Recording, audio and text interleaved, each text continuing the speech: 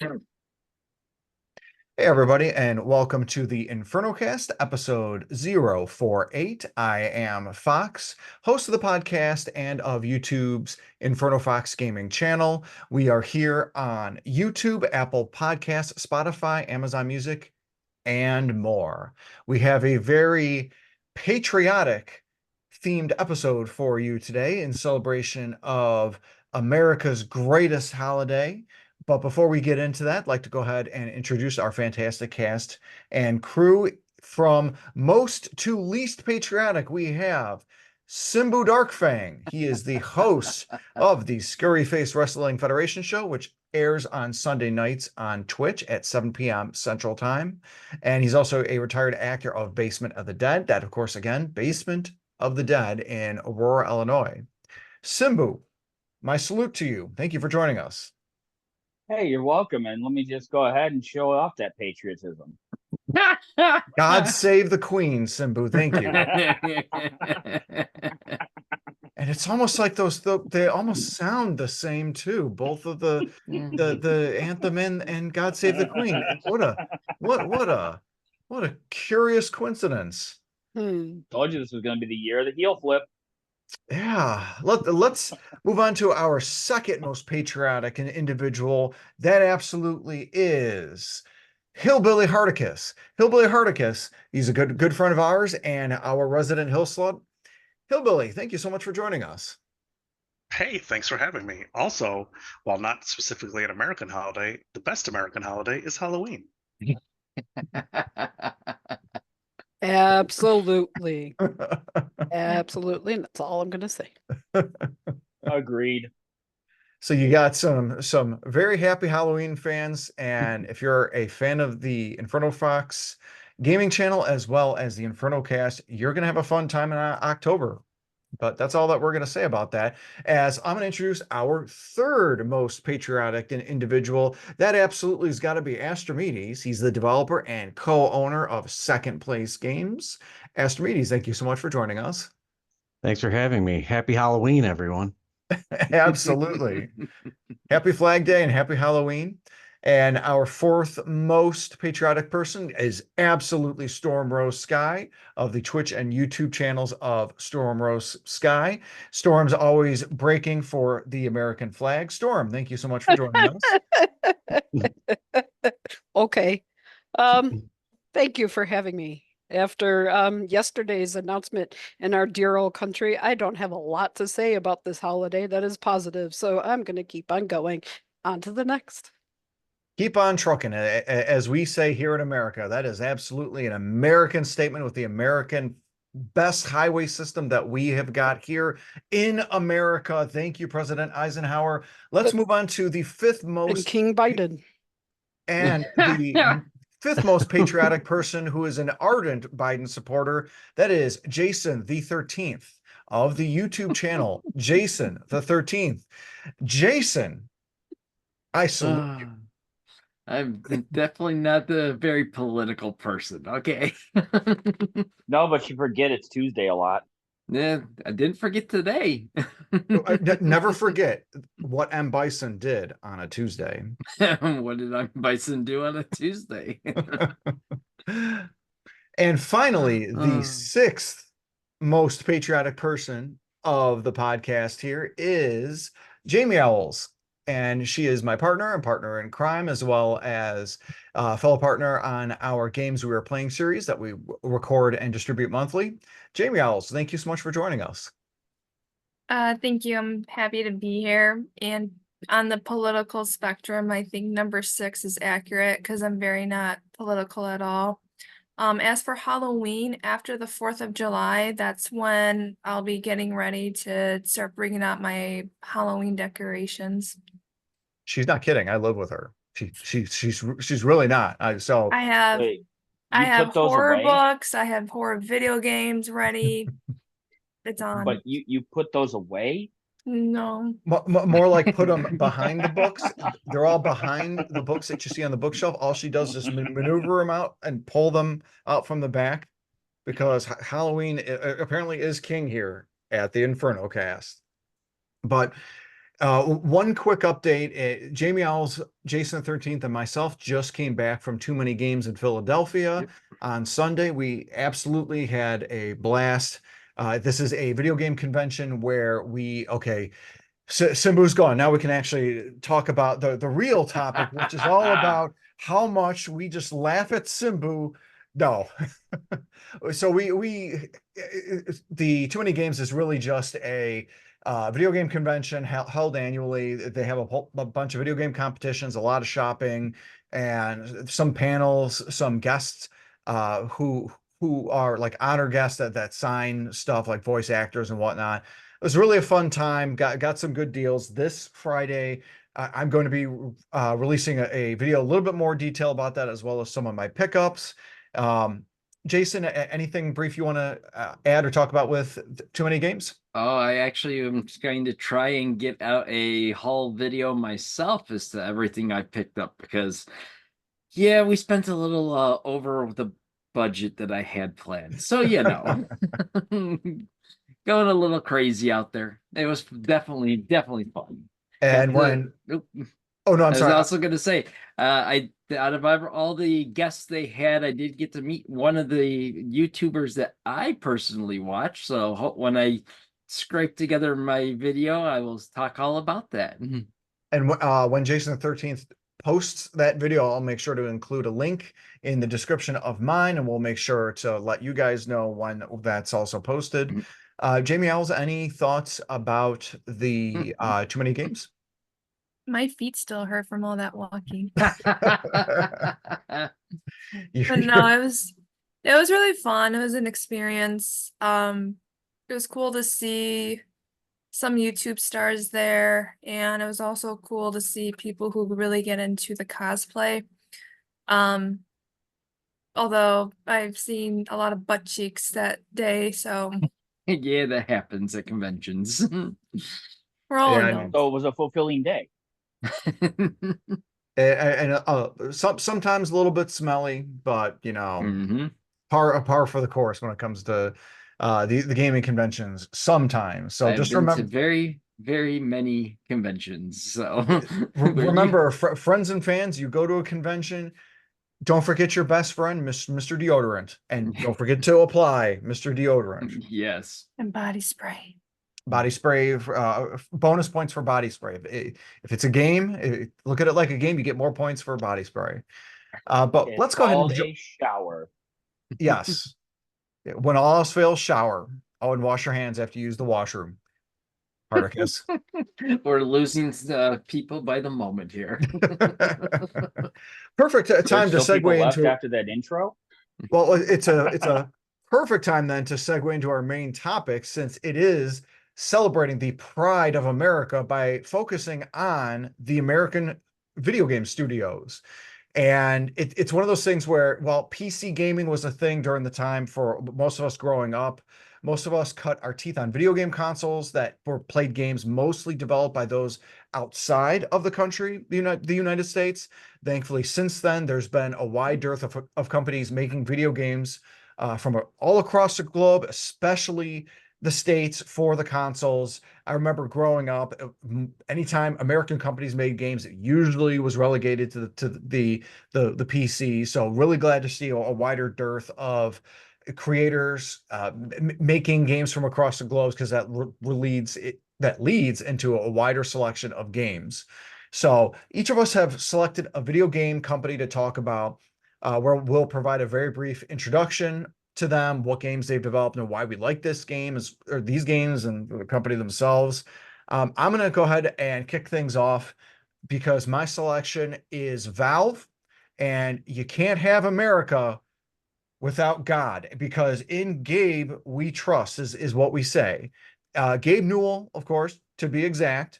He founded Valve in 1996 with Mike Harrington. While they were former Microsoft employees, they used their knowledge to leverage the creation of fantastic software titles, but also hardware a little bit more recent than not. Like, seriously, it does seem like Valve can do it all, except, well, complete a trilogy when it comes to like software. The amount of games they've created is, I feel like it's kind of small, at least compared to a number of other developers that specialize in games. But what sets Valve apart is literally the titles themselves. They almost always produce fantastic games that draw a large amount of sales and fans and cult classics. Their debut game is a little known title. I don't know if you guys might have heard of it. It was called Half-Life.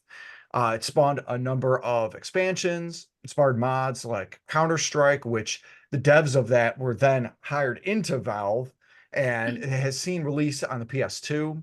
Beyond that, we've got some fantastically renowned games like the sequel, Half-Life 2, and its various episodes, which of course are bundled later into the orange box on the 360 and PS3. Something that I remember Simbu mentioning that he's seen or played, the orange box. There's also Portals 1 and 2, which had seen released on the Switch a couple years ago. Obviously, they were released in the early aughts. You got Left 4 Dead 1 and 2, Dota 2, and much more. Where my love of Valve lies is not just with some of these great games, but both Steam itself and the Steam Deck. And I'm not normally a PC gamer, but my Steam library has over 250 games on it, with 90% of them playable on my Steam Deck, along with shmemulation up to and including through the 7th generation of consoles. So Valve's done a great job curating PC gaming onto one easy launcher type system. Of course, there's something to be said about Steam being one of the many factors for PCs getting away from physical media, thus pushing the video game industry overall to abandon physical media. But that's a tale and a conversation for another day. Thoughts, Astrimedes, from you first on Valve? Valve, I know historically this is true. I'm not sure if maybe it's less true these days, but it was always said that Valve has a horizontal organization structure, meaning that people working within the company, they don't so much have a series of kind of chain of command above them. It's like famously just good ideas, like ideas are discussed. Gabe is the ultimate approver of something. People are given a lot of freedom to sort of experiment in their own little groups on things. So I think that's maybe why you see both interesting good things come out of Valve and why it's hard for them to finish something like a trilogy that takes kind of more of like a planned involvement over many years rather than an interesting individual project that succeeds. Yeah, and it's really that autonomy that can really help foster creativity, as long as the developers themselves have that want and desire to be able to push through and finish a game. Yep. Hardicus, any thoughts on Valve before we move on? No, I like Valve. It's and the Steam storefront is I've been on there for 17 years, so it's pretty much the only one I accept on my PC anymore, as far as storefronts. Yeah, I love the Left. Was it Left 4 Dead? Was one of theirs? Yep. Yeah, I had a lot of fun playing Left 4 Dead too. Nice. Yeah, so it definitely a real winner, quite an American gem, Valve. So again, Gabe, as Simbu likes to do, the bow. In Gabe we trust for a real reason. But let's ask Simbu, or do we say Rook Simbu? Because it looked like he had the Rook little circle on his head there for he a had his couple minutes. crown. Mm-hmm. They call that I a crown, did. yes. Really? Because it really just looked like the top of a rook from a chess piece. I think in Simbu's, he doesn't have the jester hat, so I think at most we'll call it a rook top. Yeah, that's a rook top. This is a little bit of a relic from when I won the Scare Active Spectacular Volume 4. I ended up having some fun at a event not long afterwards with it. I wore a crown and was basically the king of summer for the event. So Nice. a lot of fun. But we're talking gaming companies. Therefore, let's go ahead and let's start off with my favorite gaming companies: Criterion Games, Codemasters. Let's keep going here. What else do we got? We got Rockstar Games UK. We got Rising Star. Don't forget We Rareware. Based on that Rareware. background, Rareware. We do have Rareware. We also have Dam Buster Studios. We got IDOS International. We got where are they hiding? Speak Where are they American.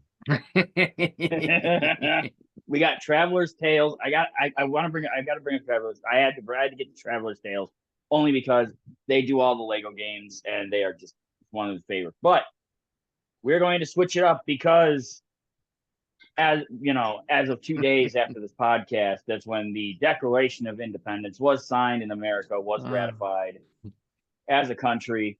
So we're going to go ahead, and some of y'all probably aren't going to be surprised, but I'm taking on Santa Monica Studios, based out of Santa Monica, founded in 1999, so 25 years.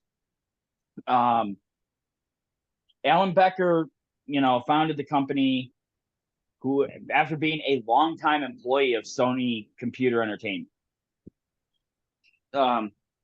Interesting fact, I know somebody else is going to be talking about this a little later. Santa Monica Studios and Naughty Dog shared a building for about the first 15 years of Santa Monica's life cycle. Hold on, let me pull that up and find it real quick. I believe it was 15 years. I'll keep going either way. Yeah, I think it was about 15 years after they launched that they finally got their actual building here. This studio known for, the game Kinetica. I mean, that's the only game anybody knows about them. That's the only game anybody really cares, was the game Kinetica that they made. Wait, did they make any games besides that? I thought that was it. No, I mean, they did a couple.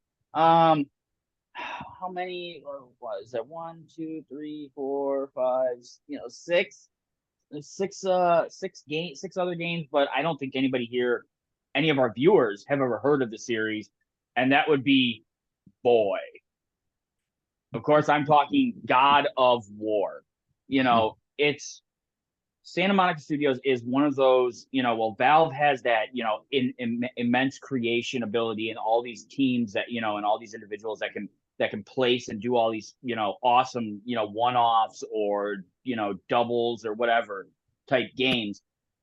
Santa Monica Studios is one of those studios that is a real diamond in the rough for the gaming industry because, of course, their first game launched back in 2001 was Kinetica for the PlayStation 2, which they skipped the PS1, went straight to work on the PS2. Kinetica also was its own engine.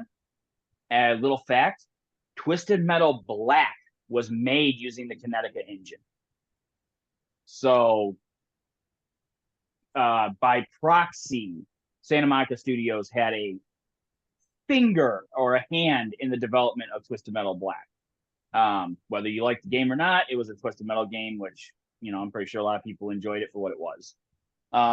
But, again, it's one of those things where, again, like I said, it's a real diamond in the rough because, you hear these studios, they come out with this one game or they come out with this other, 1 or 2 games. And then it's like, well, now we got to do something different, kind of like what Fox is saying and Astrimedes is saying with the Valve scenario, where it's you get 2 and then we move on. You don't see a game company that can just buckle down on one series and only one series and have such a longevity that Santa Monica Studios has had with the God of War series. I mean, first God of War launched in 2005 for the PS2, and then, of course, all the way up until 2022 with the God of War Ragnarok game. And then Storm, I believe, was about a year ago that they released the Valhalla DLC for free. It's coming up on a year. I think it was close to like December or November, so pretty close to year. Yeah, so 2023-ish, end of 2023. So, again, from 1999, 25-year company, still kicking strong with their flagship title. I mean, it's inspiring. you know, because you hear a lot of these other game companies, they come out with this one game, and you know, well, that's it. Then they're gone. They're done. You know, but for a company like this to come out and be just a powerhouse and a mainstay. Now, again, that a lot of that could be, you know, a lot of people could say, well, oh, that's because they have the backing of SIE, Sony Interactive Entertainment, which, I mean, can't really argue it. It's not a bad thing, but you know, it's good to see though that Sony seems to allow Santa Monica a hands-off approach to them. You know, a bit of direction, but not so much as that they just control the entirety of everything, as we have seen with Arcane Austin and the Redfall disaster that was under Microsoft's watch. You know, where it was, hey, this is the direction we want to go, and then we want to go this way, and we want to go this way, and we want to go this way, and we go this way, this way, this way. And of course, Redfall is the product of stuff like that. So again, for, you know, a company like Sony to not micromanage Santa Monica Studios to the point where they would have been done guaranteed God of War after God of War Ascension, because let's be honest, God of War Ascension is probably the worst title in the entire series. I'm just gonna be honest, you know. But yeah, I guess that's la la la la la. No, I definitely agree with you, and let me just add to the fact that you got 6 God of War games, Ascension being the worst one, and I think that's still rated what in the upper 70s, low 80s in Metacritic. Like, just the level of when Simbu says powerhouse, he is not freaking kidding. God of Wars 1 through 3 on the PS2, God of War 2018 and Ragnarok. You got some of the highest, most critically celebrated games almost ever released. I personally am not a God of War fan. That's one of my many flaws. But even I know and recognize and see the high quality and caliber that these games are, and it's definitely something that you got to tip your hat to, and something that Santa Monica should be praised. But perhaps I'm not the one that should be doing the praising. Storm, do you want to add anything more about God of War and Santa Monica? You know, for being around for, you know, 25 years and not having a whole bunch of titles, they found one that they really can make work and have done an outstanding job with it. I yeah, Simbu has said a lot of good things about it, and you've said a lot of good things about it. And in the past, I've talked a lot about God of War, so it is no no surprise that I have nothing but good things to say about the game. The storytelling is it encaptures me in it, and I appreciate that there is some open worldness to it, but it's not terrible, and the quest makes sense, and I don't have to do side quest in order to go further on the main quest, which I'm finding with Hogwarts Legacy, which is driving me freaking nuts. So there's a more straightforwardness to God of War, which I appreciate, versus some other games that are, you know, kind of open worldish and have things for you to do and so forth. But I've not done a whole lot with Valhalla yet. I've gotten to the little intro screen, but for them to release that for nothing to everyone is just, you know, because it's another couple of hours worth of gameplay. And that is just fantastic for a studio to do, instead of going, well, they could have charged us $20 or $30 for the DLC, but they didn't, Oh, yeah. and said, here you go. And that is just, Electronic Arts. yep, What? that is rare in these Sorry. days. I had something in my throat. Yep. So it's rare these days to get quality DLC for nothing, just because they made it and wanted to give it to their fan base, which is, you know, why they're another good pick to be celebrated. Yeah, and it's also something where not only have they had a hand in creating this excellent series, a quick search on Santa Monica showed me that they also helped to incubate a number of indie developed games. Astrimedes, you'll like looking into that. And that also includes a little known game. It's called Journey. Don't know if you got if you the audience has heard of it. It was only like one of the games of the year, I think, for like 2007 or 2008 or something like that. It was an indie darling for its time. Not my It was particular. art. Yes, That's what you'll everyone hear was that. saying about it. Yeah, it not my cup of tea. I've tried it a couple times. I personally couldn't get into it, but as Astrimedes had said, as a work of art, it's really good, and that's really kind of the versatility of Santa Monica themselves. So Simbu, that is a really great American pick. We salute you as our poor. And again, apologies to all of my military fans watching this on YouTube as I am failing in my saluting here, but I will never claim to have been in the military. So I'm going to salute very crappily, and I very crappily salute you, Simbu. And One as other poor, oh, go ahead, Simbu. one other little side note is Santa Monica has not been bought out, as you see with a lot of other companies consistently being turned over. Like, oh, this company got bought out by this company, and then the company that bought them out got bought out by this company, or that company went belly up, and then Embracer Group bought everything, and now Embracer Group went belly up, and now they're selling it to somebody else. So Santa Monica, again, yeah, they have the backing of Sony, but still not, high turnover rates, not huge buyouts consistently, Not yet. Keyword yes. But as of the recording of this podcast, they have only had funding from Sony. Yes. And let's hear from another favorite developer. Well, I guess you could say it used to have been favorite developer for Simbu, from Jason the 13th. Jason the 13th, who is your patriotic pick? I actually went with Bungie, original Halo makers. So Bungie, they started in 1991, making games for the Macintosh.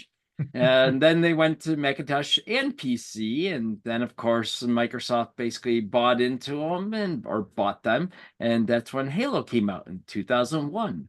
But back when they started, their very first game, which I think is hilarious, was a Pong clone, and they simply just named it Pong backwards. So was that nope? Nope, I don't nope. even know if you pronounce the G because it's literally nope. And it is a Pong clone. That was their first game, which I thought was hilarious. And one of their other first games, which of course I had my little notes here, was Marathon and then Myth. And I know Myth was like their big hit for PC before Halo started, but there's a trick with Marathon because their newest game coming out is going to be a marathon game. So that's of course to be announced because there's no release date that I've seen on that yet. So but yeah, they were bought by Microsoft in 2000, and of course for about 10 years or so they did the Halo games for Microsoft and got out 5 different Halo games before Bungie split away from Microsoft. And then they did a 10-year contract with Activision. And during that time, really all they put out was Destiny, which is another big hit right now.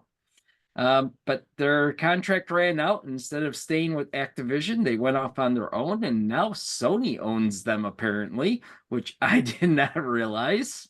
But they actually, unlike with Halo, where Microsoft kept Halo when they split, Bungie is keeping Destiny, which we just had the newest.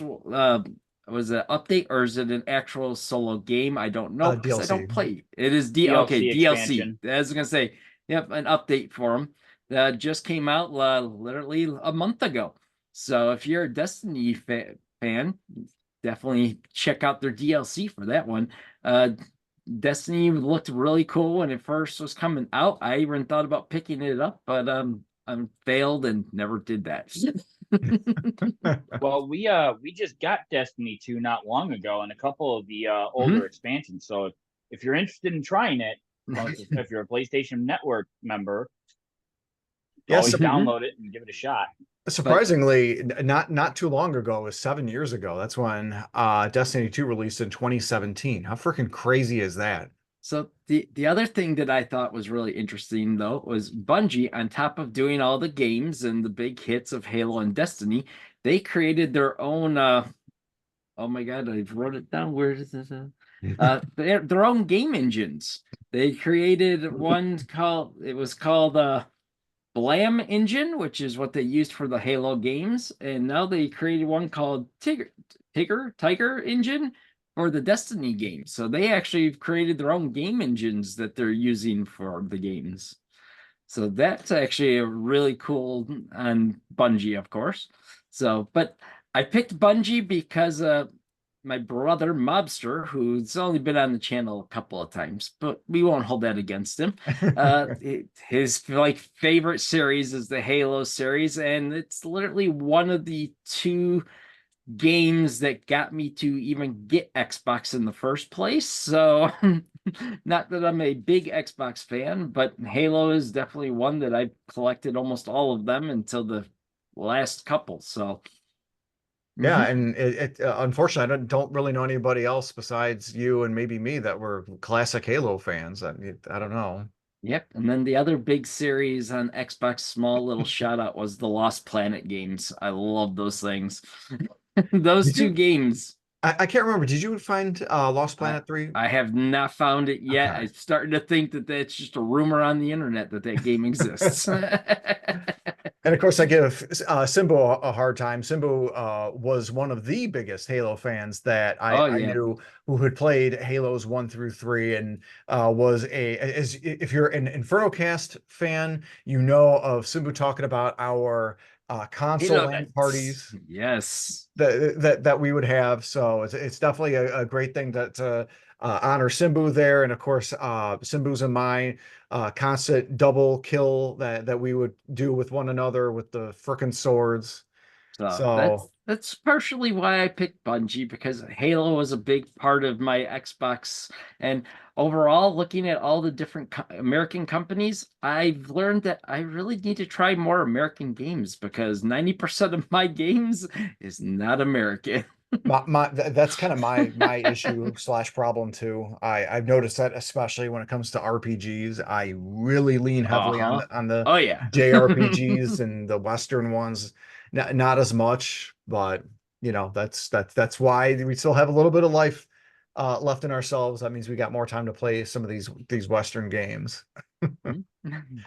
Let's move on to Jamie Owls. Jamie Owls is going to be talking about a studio that she actually got me into a series of games that I'll let her speak to. Yeah, so my pick is Naughty Dog.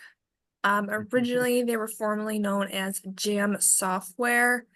They started in 1984 under Jam Software through 1989. Mostly what they started, of course, it's American first-party video game developer founded by Andy Gavin and Jason Rubin in 1984. They're mostly known for educational video games. Their very first game was called Math Jam for the Apple system. They went on to make more Apple games, but their very first well-known video game for PlayStation is Crash Bandicoot. And from there on, they started to make other well-known games such as Jack and Dexter. It looks like they went on to make Uncharted, which is the games I really enjoyed. And also a very well-known series of The Last of Us, which is one of the most popular. Yeah, this is definitely the developers that I picked because Crash Bandicoot was one of the first games that I played when I first got my PlayStation Christmas of '97. And I really enjoyed playing the Uncharted series. I think it was Inferno Fox who bought me the remastered set for the PlayStation 4 of all the first three games. and because I love Tomb Raider, that he thought that perhaps if I love Tomb Raider, I'd probably like Uncharted, which was very true. I played all 4 games and liked them very much. And of course, the Crash Bandicoot and The Last of Us. I haven't gotten to the Jax and Dexter series, Ooh, but I did see. hear that it's really good. I played the crap out of those over like the Sly Cooper or any of the other ones, Oh, Jack and really? Dexter, yep, over Ratchet and Clank. Oh yeah, give me another Jack and Dexter, Naughty Dog. Oh, yeah, that's cool. I'll have to like look into their games because I did hear that as well, that how fun they were. hmm But yeah, it looks like they are in the works of making Last of Us 3 from what I'm hearing. So hopefully that would get made, because with Naughty Dog bringing out the remastered of Last of Us 1 and 2, honestly, I didn't think they really needed to do that. We just want more video games. We want newer video games, Yes. I should say. Yeah, absolutely. And after watching you play through Uncharted 1 through 4 and the Lost Legacy, I think it was, Mhm. that was actually motivation for me to do that. So it's definitely cool for me to be able to expand my repertoire of games that maybe I never would play. And I had varying levels of enjoyment with 1 through 4. 4, I definitely think was the best. Yeah. You would definitely agree, Jamie Ellis? Fourth is my favorite. It was so good. Just the leap. It felt like a huge leap from 1 through 3 on the PS3 to the fourth one. I mean, when you Mhm. lose that sepia tone that was like inherent with that seventh generation, and you just increase the whole quality of processing. Like, man, it was like watching a live action movie. It was impressive. Which is why I'm hoping, and I don't want to spoil anything in case for those who never played the series, but The Last of Us 4, the end credits, that you base how it ends, I feel like the story can continue. Uncharted 4, yeah. Yeah, so I just hope in the future, near future, that Naughty Dog can release another set of Uncharted games and kind of move forward with the story with a different character, if you know Absolutely. what I They mean. almost did that with the spin-off game Lost Legacy, which was excellent. So I'm Yeah, hoping to see a sequel to that because yes. those two characters are great. Yeah, Yeah. Go oh, ahead. sorry, Jamie Ellis. No, I was just gonna say I really enjoy Chloe because she was also one of my favorite characters in the game. Yeah, Oh and yeah, why not have a thing where you have Chloe be the Sully to how Sully was to Nathan, and then have that particular character that you're inferring from the end of Uncharted 4 be the new Nathan. So in Mhm. that way, you have a whole new Uncharted series featuring these two characters, and I mean, you might get some clap back with two female leads leading the story, but none of that matters when the story itself is absolutely fantastic. I mean, uh, there's been a number of games like that's exactly what it's been, where like you've had great stories and everything, and that's the most that you remember. Mhm. Uh, Hardicus, any additional thoughts about Naughty Dog? Simbu, let me call on Hardicus and then you, if you don't mind.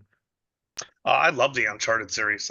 I've played through 1 through 3 several times. I have not played through 4 more than once just yet, but uh, all excellent games. I actually played most of them in front of my grandmother at one point, and she just loved it. Like, and she's not really I wouldn't really say they're violent games, but there's a lot of gunplay, but she enjoyed the heck out of watching me play those Hmm. games when I was younger too. Um, but like the spin-off of Uncharted, the Lost Legacy had 2 female leads, and like, you know, I know how some gamer folks can react to that, but I love that game too. I mean, I can't remember was it Nadia, Chloe and Nadia? I can't remember Mhm. the other girl's Nadine, I name, think. unfortunately. Maybe that's it, but excellent game. I would love to see even going past the Drake family line to just having those two in another game. I think would be absolutely a great step for the company to go to. Absolutely. And Simbu, I'm sorry, go ahead. No, I just wanted to add. I wonder if the reason why they may be hesitant to go forward with these two is if it's an all-female like lead, I'm wondering if they're also concerned with trying like going too close to Tomb Raider. Oh, that's actually a Because it really is, good you know, the point. games are fairly similar in their style and play. Like they're all that Indiana Jones kind of adventure game. You know, and I just think like along the lines of, you know, you've got Laura Croft as a female lead for a archaeologist expedition game. Now you're going to bring this female character onto the Uncharted series, and she's going to be the lead for a archaeologist exploration game. So, like, I mean, again, it's one of those things where it could be a, you know, a clash of like ideas and like, oh, we don't want to get hit with like plagiarism kind of thing, you know, or we don't want people to say, oh, they're just copying them. That's a thought, but fortunately, the only counter argument I could think to that is there's 6 Uncharted games that have been released since then with their own particular style. While similar, they're definitely not the same. And it's really more to Uncharted really focuses on that you're playing an action movie sort of aspect versus Tomb Raider, especially the newer ones, the reboot ones, have that exploration and survival aspect. So I feel like the type of gameplay could be different enough to differentiate that. Appearances could maybe dictate that, but the actual gameplay I feel would differentiate that. Jamie Ellis, do you agree, or what are your thoughts? No, I agree. I feel like the Tomb Raider games seem more like action survival, whereas Uncharted I feel like was more of a first-person shooter. What would have been really cool, and I think this was also rumored, that a video game where Nathan Drake and Lara Croft come across each other. Now So that'd be bad. That'd be awesome. yeah, that would be really cool. So Naughty Dog, if you hear this. Yeah. Get that collab going. That would definitely be cool. Let's move on to another American studio that has a high pedigree for releasing hugely immense, large scale video games that are often, we'll just say, feels like they're not finished, maybe a little glitchy, maybe a little, there might be something missing. Astrimedes, who is your studio? So I decided to talk about Bethesda. I'm mainly going to talk about Bethesda Game Studios, the more kind of modern games. But they were originally in 1986, they were founded as Bethesda Softworks by a guy named Christopher Weaver, who wanted to see if there was a real market for computer games, basically. So as Bethesda Softworks, they released games on computers. They originally, I think it was called Gridiron, was their first game. The story is that Christopher Weaver was shown some 1980 football video game and said, unfamiliar with video games, he said, this is really boring. Wouldn't it be a lot more interesting if there were some kind of realistic physics involved with any of this? And that's supposedly the idea that kind of founded them, and they ended up releasing their own title called Gridiron. That was a football game on computers. They also released, so this is as Bethesda Softworks. So they were developer and publisher back then. And so 1988 through 1992, they released a series of Wayne Gretzky hockey games, I think 1 through 3. 1990 through 1996, they released a series of Terminator games, which I think were pretty largely well received. 1994, they released the first Elder Scrolls game, The Elder Scrolls Arena.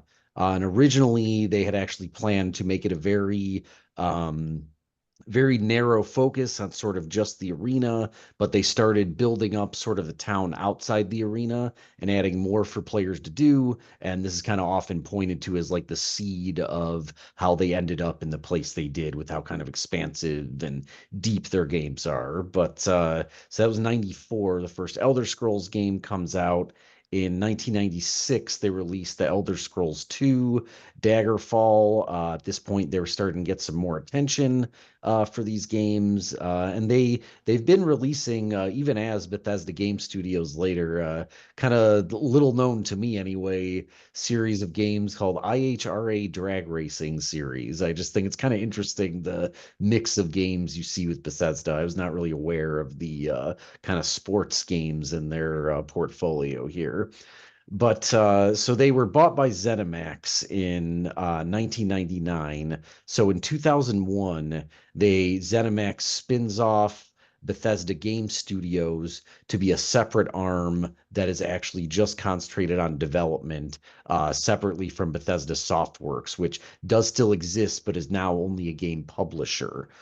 Which obviously publishes all of the Bethesda Game Studios games, in addition to some other developer games. So they had about 40 developers when in 2001 they became Bethesda Game Studios. They've been based in Rockville, Maryland for their entire existence as Bethesda Game Studios, and I think a good chunk of their existence as Bethesda Softworks. So starting from 40 in 2001, today they have about 450 developers. That's how much they've grown in that time. So getting into the modern era, the major games they've released as Bethesda Game Studios are the Elder Scrolls 3 Morrowind was in 2002. 2006, the Elder Scrolls 4 Oblivion comes out. So sometime around Morrowind and Oblivion, it seems like this is the time a lot more notice is being paid to these games they're releasing. There's a lot more praise being thrown their way for kind of how deep and involved they are. They have NPCs that start to have these little rudiments of routines and stuff that you see expanded upon a lot later. That was pretty revolutionary for the time. And then in 2008, they released Fallout 3, which gets a lot more attention, pulls a lot more people in, and that was actually the first game that I played by Bethesda was Fallout 3. So 2011, they released Elder Scrolls 5 Skyrim, just as much, if not more, probably attention, and certainly over the years, even more attention, mods and all that. A lot of praise again thrown on the game. I feel like it's probably around the time. I didn't play any of the Elder Scrolls game really, and I wasn't very close to the earlier games, but it seems to me probably sometime around Oblivion and Fallout 3 is when you start to see all this notice of how sort of buggy their games are and everything. And one of the reasons I thought it was kind of interesting to talk about Bethesda is, speaking of games that make their own engines, they have kind of like a rich history of their own game engine development. Nice. To finish out their kind of list of major games before I get into that a little bit. So the Fallout 3 comes out in 2008. Elder Scrolls 5 Skyrim comes out 2011. Fallout Shelter is released in 2015. Fallout 4 ends up coming out in 2015. 2018, Fallout 76 comes out to very mixed reviews. Train wreck. And then in 2023, Starfield came out to pretty meh reviews, is my impression, from people that a lot of gamers that actually played it. Though it For got a all lot you young kids out critical there, attention. meh is the equivalent of mid. Yeah. Yes. Millennial Thanks to for the Gen Z translation. translation. Thank you. Thanks for the translation, though I don't know you're qualified. But No, so I'm a little too old.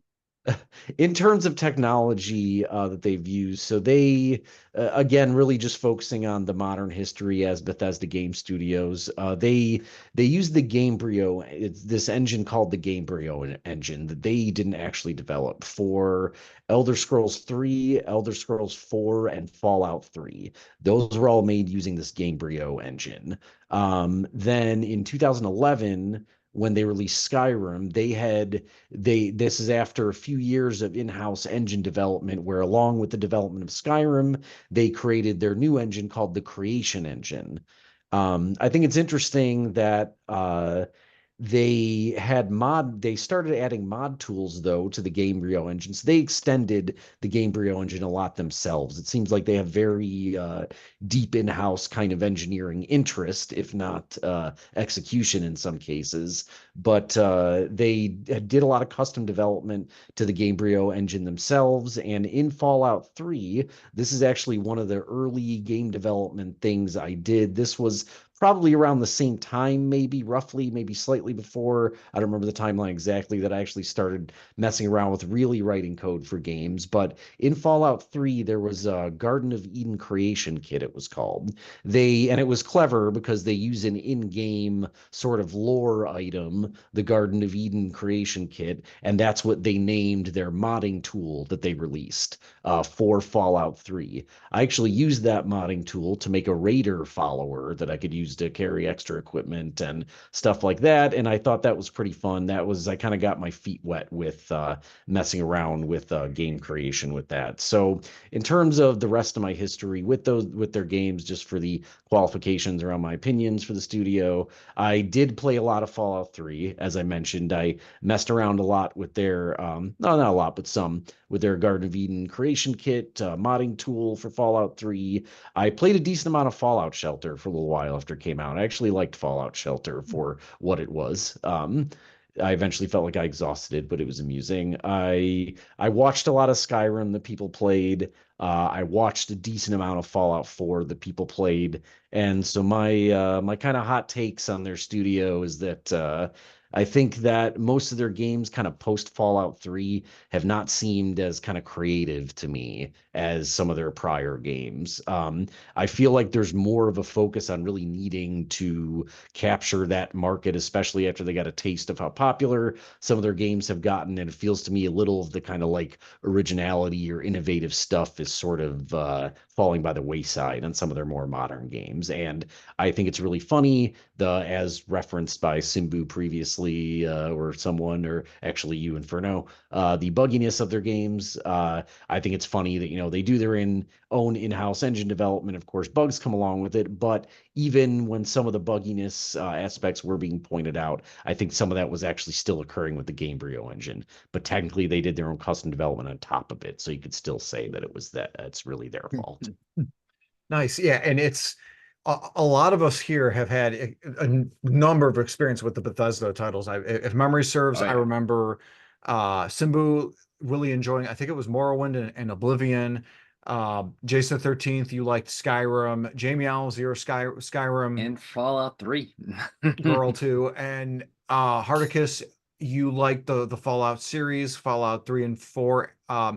Not new. I know New Vegas is a Fallout game, but I don't think that was made by Bethesda GameWorks. It was not. No, Obsidian published it, and from what I understand, some of the more original Fallout developers actually worked on it.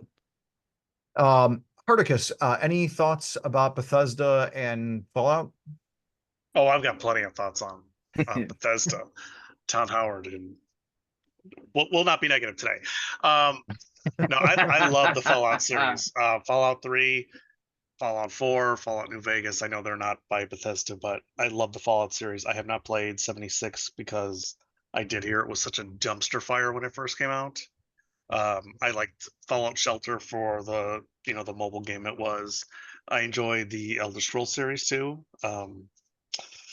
The games though are unfortunately a massive bug fest for a lot of them. But like I've said in previous videos, the fan base that has made mods for these games make them so much better than what they are, that it really brings these games to a new level because of the fans and the mods. Fallout 4, I would not have sunk nearly as many hundreds of hours as I did into it without mods helping me to play around with their building system. That's just a simple fact. That's you give me some building a town or village or base in a game, and I am sucked in for hours, and the mods really help do that. The one negative thing I will say about Bethesda though is you can kind of, I wouldn't say they're the original, but they're one of the more famous ones for starting microtransactions in games with that Horse damn armor. horse Oh, armor. that's true. The horse armor. I didn't And it Horse mention is armor. it has snowballed since then. So yeah. Oh gosh. Now, Hardicus, let's hear from you about one of a really good American video game company. And I know if anyone's listened to me talk before, they're probably thinking I'm going to talk about Blizzard because I'm such a WoW fanboy. But no, I'm not going to talk about Blizzard because I wanted to find a company that isn't steeped in controversy or have a CEO or spokesman that's a butthead. So I picked Insomniac. That was a tall order. It was. It really was. So I picked Insomniac because there is a group of their games that I absolutely love. Insomniac's based in Burbank, California. They were founded in 1994 by Ted Price. From everything I've researched about him, seems like a pretty nice guy. That's one of the reasons I picked Insomniac, because I could not find any significant controversies involving Ted Price. It was originally known as Extreme Software, but was renamed about a year later to Insomniac Games due to another studio having the same name with the Extreme. They've got several well-known games, but they started with a simple little game called Disruptor that almost bankrupted the company because it did not do so hot. But shortly after that, they released some silly little game about some silly little purple dragon thing that runs around. I don't know. Just it seems all foolish to me. I don't know. Jamie Owls might know that one. I was waiting for a scowl to come across the screen. But no, Spyro was one of their next games, and it has been a massive hit with a lot of people. I personally never got into them, but it is, it saved the company and has allowed them to move on to bigger and better games. They have mostly been independent, but they have worked with other companies like Microsoft in 2014 for Sunset Overdrive and Game Trust for Songs of the Deep. In 2018, they had their first licensed game in Spider-Man, which I think most of us have played it, but Spider-Man, in my opinion, is one of the best one of the best superhero games out there. Just the fact that the swinging through the city just feels so real. The storylines are great. The controls are great. Everything about Spider-Man was really great in my opinion. I have not had a chance to play too much of number 2. But yeah, so they also have another excellent game in the Ratchet and Clank series, which is the real reason I love them. And there's just something about playing a furry little Lombax running around shooting the heck out of everything with various guns that do everything from just set things on fire to tournaments, different creatures, a little smart-ass robot, shooting things. It's one of my favorite series ever. I like Clank. He's my favorite. Oh yeah, excellent character in Clank too. Again, have not played the new one. I don't have a PS5, but I am excited to play those as well. Nice. Resistance was another series that they had. I never got into, but it was a first-person kind of alien shooter from from everything I've seen from it. They were purchased by Sony not too long ago. One of their upcoming games that I'm looking forward to is Wolverine, another Marvel superhero. Another interesting thing about Insomniac that I wanted to include in here was in December of 2023, hackers had used some ransomware to hold a whole bunch of their data hostage, and they were charging them $2 million in Bitcoin. Insomniac refused, and 167 terabytes of data were leaked, including an early build for Wolverine, a whole bunch of employee info, past sales info, and future plans, including more Marvel titles, including Venom and the X-Men. Yeah, my hot take on this is Insomniac Games is such a fantastic studio. My hot take is it's such a disappointment. They're just being relegated to Marvel titles, that they're not creating anything new or doing anything with the existing properties that they already have to create original content. They have to do all the franchise stuff, which I generally lean away towards because I find a lot of that to be pretty creatively bankrupt. There's nothing that they can create really new to be able to like really enunciate anything beyond what's already been done in the comics and the TV shows and the movies and everything like that. It's not new, it's not original.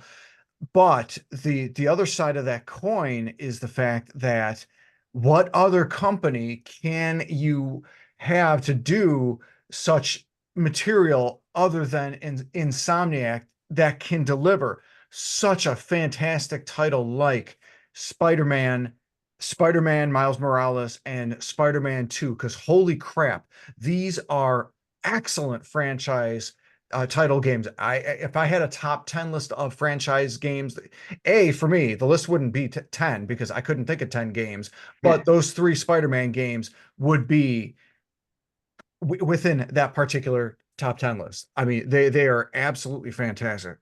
Fantastic. So I totally get the whole idea of Naughty Dog being relegated to that. And I think Hardicus, correct me if I'm wrong, in the future plans that Insomniac. leaked, Insomniac, not Naughty Dog. which one? You just called the You said Insomniac Naughty Dog. Naughty Oh, Dog. whoops. It's all good. It'll happen. When- Correct me Fired. if I'm wrong though, Hardicus. There was a Ratchet and Clank that was leaked within the history or the future plans for this particular company that apparently I better not say because I might say something stupid like Bethesda. That's all good. I did not see that when I was looking at it. The articles that I had read just talked about the Marvel games with like Venom and X-Men. I would hope that they do have some more Ratchet Clank because I love that series. It's excellent. Yeah, and the latest one on the PS5 was a lot of fun, right, Jamie Ellis? Hmm. Yeah, I'm And looking forward to playing that one. Yeah, it was a really good game. And before I move on to our last crew member here, Simbu, just want to have you. I gave a hot take. If you don't mind, let me get your counterpoint on Spider-Man, the Spider-Man series on the PS4 or 5. I mean, okay, so the best, and I mean the honest to God best thing Insomniac did for the Spider-Man game, number one with Peter Parker versus Doc Ock. Okay, the best thing they did was, for the love of God, something Hollywood needs to learn. We don't need an origin story. We don't. We know who Spider-Man is. You start the game off swinging through New York City, going, yeah, it's been 8 years since I've been bit by that spider, but you guys already know that. Hey, I'm Peter Parker. I'm Spider-Man. Let's go do some cool stuff. And then of course they improved upon it. They just, they took a lot of cues from the Arkham series, from Rocksteady's Arkham series, Batman Arkham series for combat and things like that, which was fantastic idea, and put their own Spidey spin on it, which is great. And then, storyline and everything like that just kept getting, again, very deep, very engaging, very like emotionally investing. It's not anything like real super derivative, like, oh, now we need to know who Dr. Octopus is, and we need to know who Harry Osborn is, and we need to know all about Oscorp all over again. Like they've already been established already by the comics and the movies and the other games and all that other stuff. So they just kind of get into what's going on now, which I That was an felt excellent thing, yeah.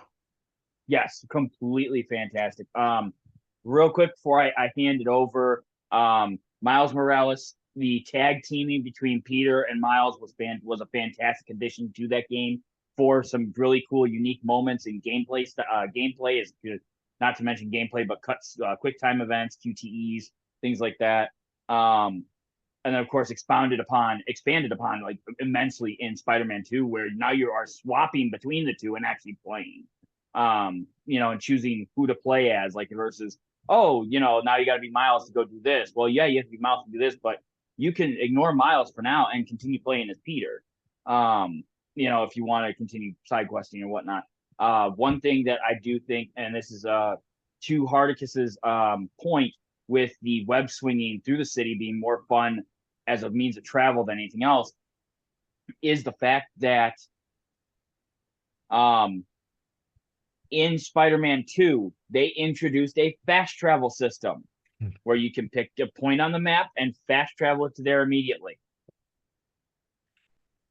The only time I used it was when I had to go like all the way across the city for like some stupid little side, like hunt down a coin or hunt down a spider, you know, a little spider bot thing. Otherwise, I maybe used it 5 times throughout my entire playthrough because, again, as Hardicus stated, the web swinging through the city is so much more fun than just fast traveling somewhere. Which, again, something with Bethesda games you love to do. You love to fast travel in Elder Scrolls. You love to do it in open world stuff like that or sandbox. You love fast travel because it's so derivative. It's so just boring. It's run here or jump in a car and drive there. But Spider-Man is just a lot of fun. A lot of fun to just fast travel, you know, travel around without using the little click to point. And the city is just so alive, especially in Spider-Man 2. Like it's just, and the story going places that you wouldn't think it would go. There's a literal Sophie's Choice in the first Spider-Man game. I mean, can't recommend that enough. Really good pick there, Hardicus with Arcane Studios. I mean, Bungie. I mean, LJN. I Gosh, also love that they are going from. I have not played number 2 yet, but I have heard Insomniac say that Miles Morales is their go-to guy going forward, and I really like that because I've been a comic reader for a long time. I have not read in a long time, but I don't really know anything about Miles other than what I've seen in the Spider-Man games and the Spider-Verse movies. So having that fresh take on a character, I'm really excited about that. Yeah, I really need to see the Community TV show and learn more about Daniel Glover's work. That's what I need to do so that way I can learn more about Miles Morales. I want to add one thing real quickly before we move on. No, If you already had Ghostbusters- one thing. You already had one thing. You can't get another. That's not how this works. You're supposed to grab your crown and say, no, the rook has spoken. No, go ahead, Simbu. I've got the paw. I've got the paw of destiny here. No, real quickly, if you are a fan of Ghostbusters, look up where ladder company number 8 is. Look up the cross street. Go find it in Spider-Man 2. There is a fun little Easter egg. There you go. Nice. Because it is in there. Nice. So let's finish up with Stormrosesky's pick, and this may be a surprise to some, maybe a surprise to none. Storm, who is your pick and what do they do? My pick is going to be epic in epic proportions because it is epic. Yes, because God love them for their lovely thing that is Fortnite that has taken so much of my time. But, and ignoring all the controversy and everything that Epic has been embroiled in and their lawsuits with Apple, even though I'm on Epic's side for that because anyone taking 30% right off the top and money out of developers' pockets, I'm not a fan of. So, you know, I definitely have a bias for that. However, in 1991, Epic started as Potomac Computer Systems, and it was started by Tim Sweeney in 1999. I'm sorry, in 1999 they moved to North Carolina and became Epic Games. They were Epic Mega Games before that. He did have their first game under his first company name was ZZT, and he sold it, which just cracks me up, through the BBS, the bulletin board systems. For all you young listeners that don't know what a BBS is, it was something that you would like connect your modems to, and you could only text chat, and people could meet on there through, you know, it was way early internet days, and I'm not doing a great job of explaining it, but I definitely know what it was thanks to my lovely better half. So, oh, what I didn't know that Epic Games was into console games, because how I know of Epic is through Fortnite and Rocket League and Fall Guys, which Fall Guys was part of Mediatronic, and since Epic bought them out, there you go. Fall Guys came over to the platform, to the Epic platform, but which allowed for the game to then be played cross-platform. Now, one of the biggest and most impressive things that Epic has done has been the development of the Unreal gaming engine. The Unreal games themselves are awesome, and the engine, the power that it gives to video games and how they are sharing it for developers to use within games if they want to try to build a video game with that engine, just in the name of trying to make the video game or improve the video gaming community, I think is really kind of cool of them. To try to cut down on some time, because there's a lot for the company. Just looking at Fortnite, you have to give them kudos for not only every couple of days, every week we get a new update to the game, but every couple of months there's a major map overhaul. You get new weapons, you get, new ways of playing, and how many studios do that? And I know studios will update their games, but how many so frequently? And also with the addition of their Fortnite Creative, which came out a year later. Fortnite came out in 2017. Fortnite Creative was in 2018.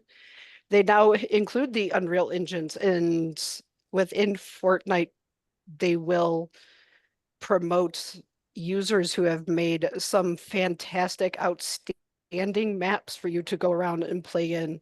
So the juggernaut that is Fortnite, it's not only just Battle Royale. You now have, one of my favorite parts is the Fortnite Festival with the music edition, and with their taking of Harmonix, with Epic's taking up of Harmonix. I'm a little grateful that they have some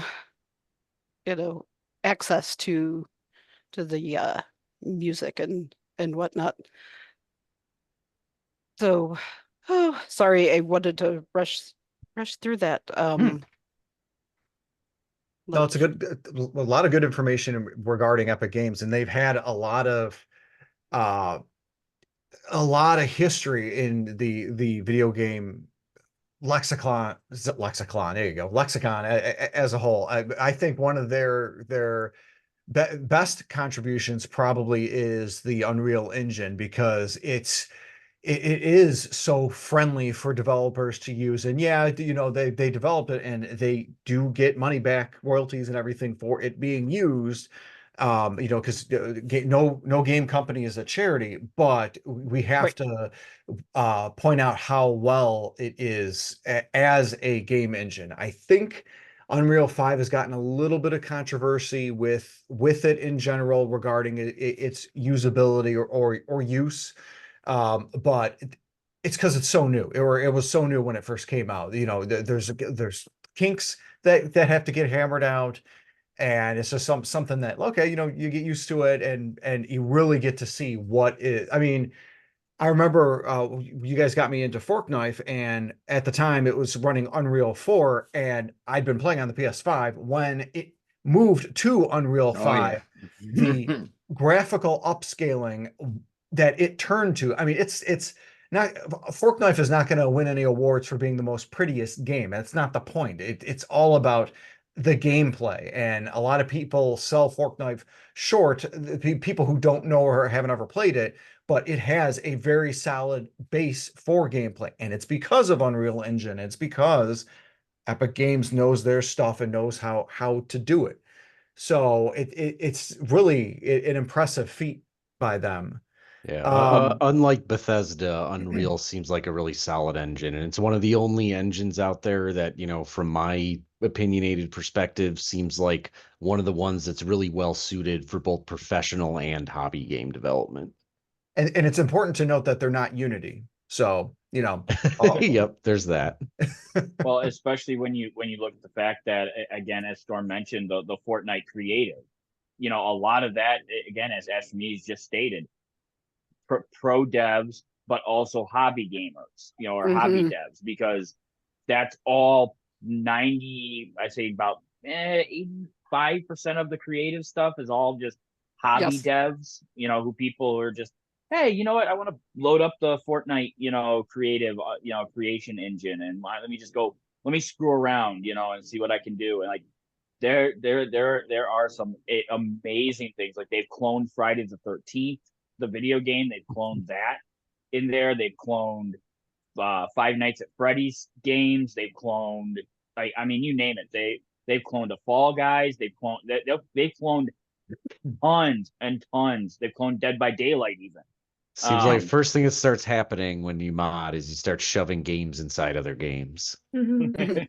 and the reality is that, like, you don't get new devs unless those devs have something to create a game with. I mean, Astrimedes just said that he got his sort of bug to create games from the Garden of Eden mod in was that Oblivion or Morrowind? It was in Fallout 3, Fallout actually, 3. though modding existed even prior to that. In like Elder Scrolls 3, I want to say they first started releasing mod tools. So interesting.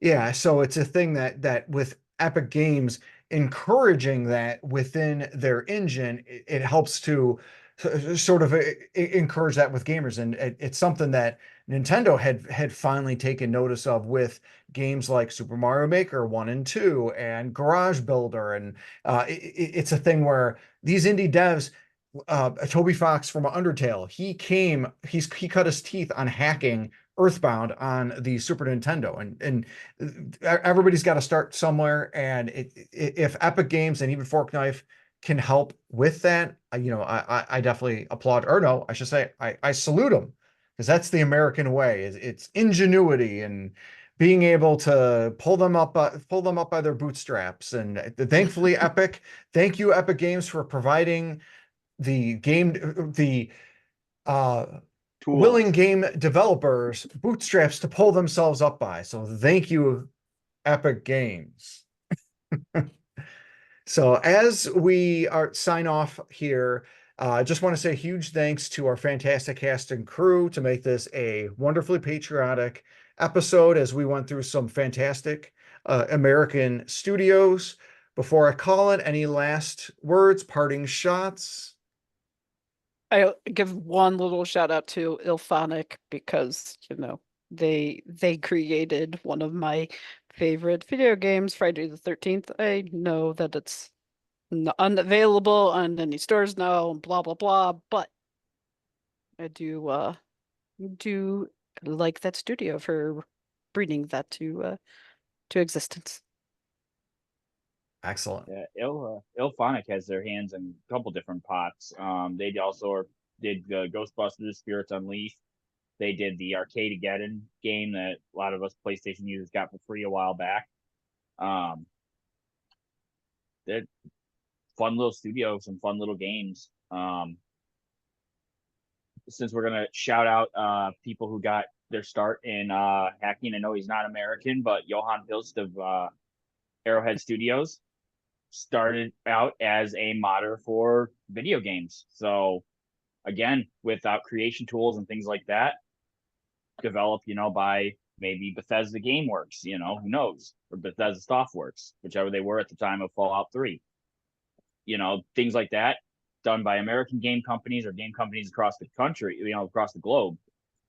You know, not only that, but again, if there's nobody who can find a hobby and a passion to do this stuff, you can't do it without having the first having the ability to do it. So there's a lot like that. A lot of these companies are kind of self-serving at some point, because with these development tools and these creation tools and mod tools and stuff they allow these people to play with, you know, you get somebody who comes out of it like a Johan Pilch, you know, fantastic, you know, designer, fantastic person.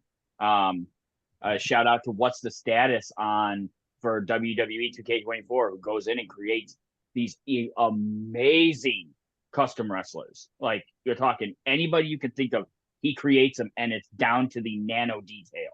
Like, they look exactly like them. So again, you got all these possibilities, and you got these people that get these tools and they learn how to use them, and then eventually they go into the field, and guess what? Epic goes, hey, you were using our creation engine a lot. How would you like a game? How would you like a job here?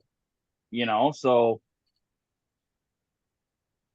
good Speaking side of corporations.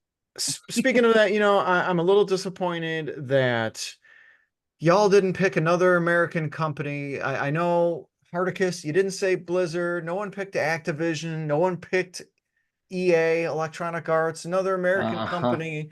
I mean, come on. It's Unicron. only The queens and kings of microtransactions? No thanks. hey, Mike, Bethesda might have started the fight, but EA, gosh darn it, Oh, they're gonna God. finish it. Hold on. EA, yeah. I want to ask Fox. We've mentioned EA now, what, 4 times in the cast? How much is that going to cost us? No, I know. How I much are they didn't gonna charge say us? the company that rhymes with Bake Flu, because if I mention Bake Flu, the company that makes Rockstar, yes, I would have to I would have to pay a fee. This would actually probably get demonetized and taken down. So I'm not going to mention Flake Flu at all. Use your imagination to be able to. Otherwise, we're going to have to unalive. We're going to get unalived. So yeah. We're just gonna get orbital rail cannon for those of you who are Helldivers 2 players. You know what I'm talking about. But again, huge thanks to the cast and crew, as well as to you, the audience. We are off next week. No podcast then, but we will return in 2 weeks. So again, thank you so much, and have an American day.